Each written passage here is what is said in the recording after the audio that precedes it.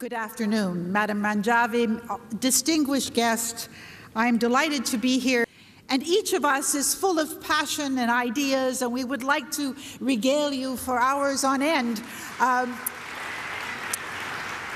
so I have tried to think of what, in the brief time I have, I could say to you. I don't want to repeat what's been said. You've heard some wonderful remarks.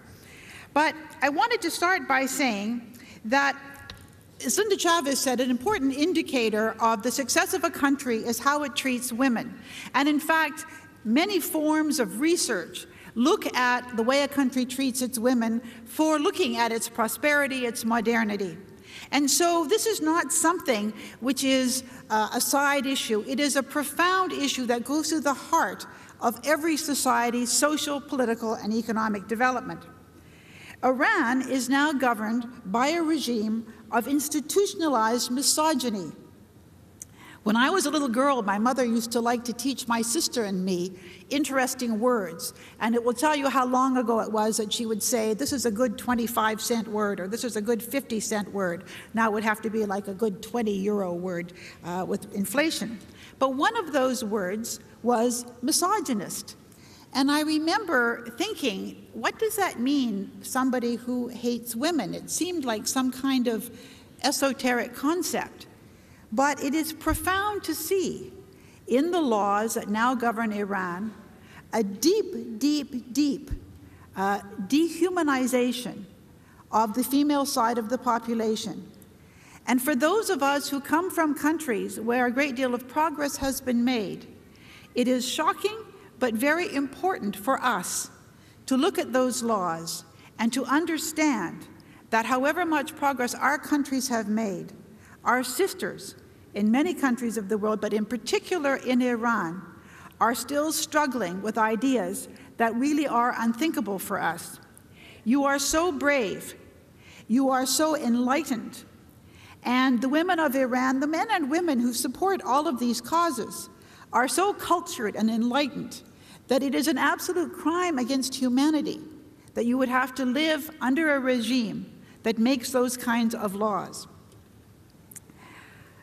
There are consensus in the world. There is consensus in the world. The Universal Declaration of Human Rights that came out after World War II, the Convention for the Elimination of All Forms of Discrimination Against Women, CEDAW. These are growing global consensuses about the importance of equality and liberation for women and minorities. And yet we see in Iran a regime that seems to be going backwards.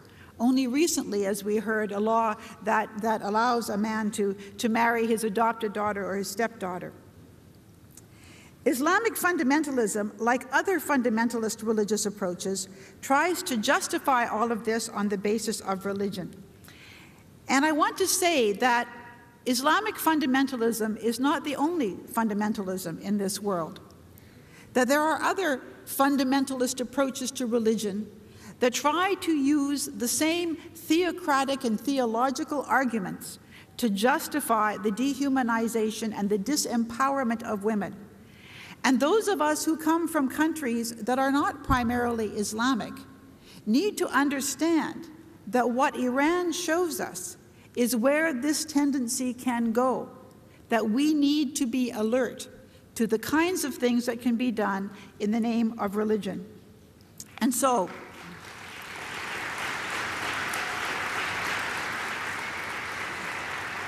in the brief time I have, I want to make three main points. The first is that religious fundamentalism is always based on the oppression of women. When fundamentalist regimes gain power, they roll back the gains, and that's in every religion, not simply in fundamentalist Islam.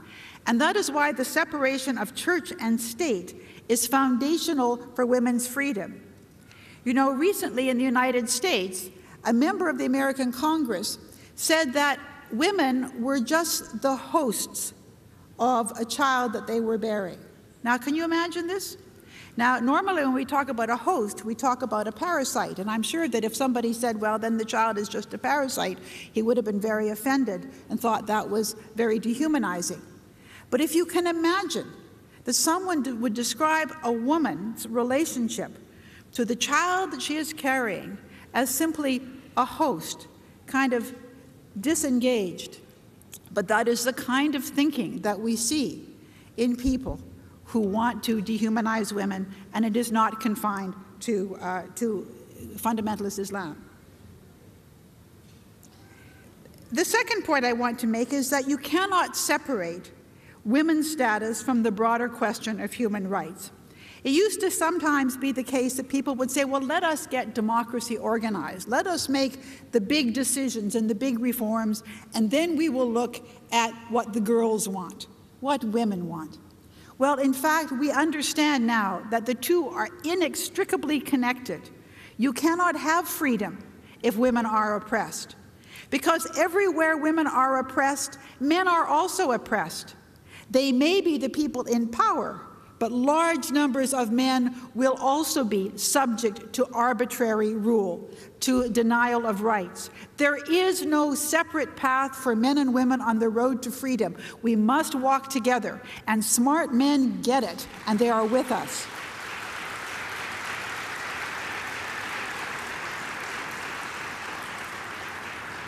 Society cannot be half free. And finally, societies need women as political leaders. They need women as political leaders for two reasons. One, for the substance of policy. Women, in many ways, lead lives that are different from those of men. They experience the world differently from men. And unless their voices are heard at the table of policy development, half of the population's reality will not be reflected in the law. And it is interesting, in my own country, for many years, when Parliament was dominated by men, it often made laws or made regulations with the best of intentions, but that did not work to the betterment of women. And men were horrified to discover this, but how would they know if they never listened?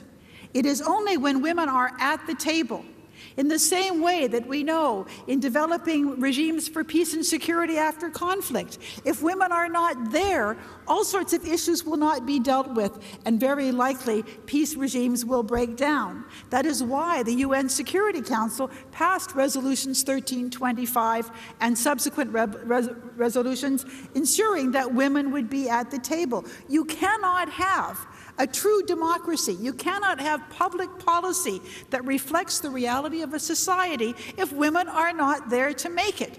And women must be policymakers. They must be in government for that reason.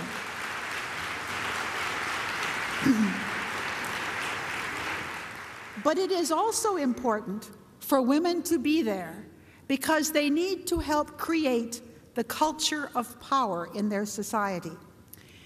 After I had political retirement thrust upon me by the Canadian electorate, I went off to Harvard and I taught for several years at the Center for Public Leadership. And a course that I developed was called Gender and Power. And I looked at a growing body of social science research helping us to understand what goes on when untraditional people, whether it is women or people of color or certain minorities that are not normally represented in the power structure, appear. Well, what happens is that often, even when people intellectually accept that there should be equality, viscerally, in their guts, they're uncomfortable because they're part of a culture in which people who look or sound like that do not exercise power. So women must be there in order to change the landscape from which people learn how the world works. If women are not there, they will always be outsiders. And those of us who are the first, well, we have a tougher time. But the more we are there, the more our presence is natural. It is the way the world works. And therefore, women often don't find the political life attractive, but they must be there. They cannot change it from the outside. They have to be there in the center.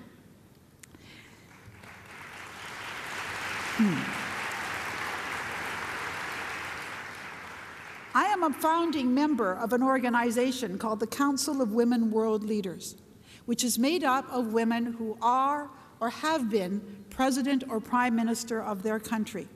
My dear friend Vigdis Finnbogadóttir of Iceland, whose friends are here, was the initial chair. She was the first woman ever to be a democratically elected head of state in the world. And we are now over 40 members. A few of our members have actually died. So if you look at the whole number, it's more than that.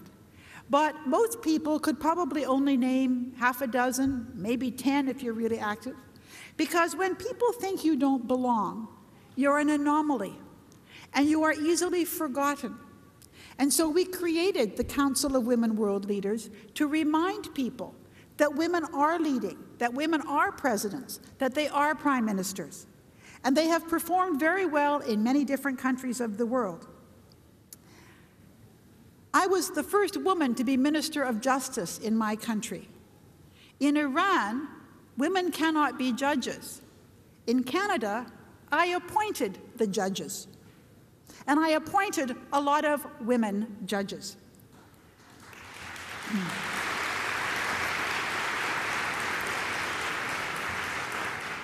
I was the first woman in my country to be Minister of National Defense. The second in the world. The first was Elizabeth Wren of Finland. The Finns are very progressive. They're sort of up there in the corner of the map, sort of doing good progressive things, and we don't pay much attention until they have a breakthrough like Elizabeth Wren's as Minister of Defense. I was the first woman to be Defense Minister of a NATO country. And my first NATO meeting was with the North Atlantic Cooperation Council in 1993, the defense ministers of the former Warsaw Pact countries. And I had a one-on-one meeting with Pavel Grachov, the defense minister of Russia. And he looked at me, and if you can imagine me 20 years ago, I was younger and cuter. And I know he looked at me and was thinking, Боже мой, что такое? Which means, my God, what is that? But you know what? What does a defense minister look like? Looks like me. Looks like Michelle Alliot-Marie. Looks like Michelle Bachelet of Chile, because she was defense minister before she became president of her country. Not what does a woman minister of defense look like? What does a minister of defense look like? What does a minister of justice look like? Looks like Michelle, looks like me, looks like all the other women who've been justice ministers around the world. What does a prime minister look like? Looks like me, it looks like Margaret Thatcher, it looks like Edith Cresson, looks like the, enormous numbers of women. And until we are visible, until we are there, we will never change that landscape and assure people that we look like the powerful people in terms of how the world works. Iranian women are leading the opposition. Iranian women are extraordinary. And it is an honor and privilege for me to be here. I wish I had a magic wand. I wish I had a suggestion that you'd say, oh, that's what we'll do. That's what will change things. It doesn't work that way. But we must speak out against the violation of norms accepted by much of the civilized world. Many of us may not have been deeply aware of the inferior status that women have that is written into Iranian law, but Iran is an object lesson for all of us of what can happen. And we must work side by side with Iranian women to change the regime and to unleash that extraordinary wellspring, that extraordinary reserve of talent and intelligence and strength and capacity to lead that exists in that country. The cost of liberty is eternal vigilance. None of us can ever assume that we've gained everything for our country. But we need to make it possible for women to take their place. I want to just make one comment. Sometimes women are not seen as leaders, and that's true. I think the advancement of women has actually helped men, and I'll tell you why. But because we have come to open up the possibilities, as women can be more of the things that women are capable of being, men can be more of the things that men are capable of being, and don't have to comply with strict, stupid standards. So, what does a prime minister look like? It looks kind of like me. And someday, a prime minister is going to look like some of you out there. In particular, a prime minister is likely to look like Maryam Rajavi. And I can hardly wait. Thank you.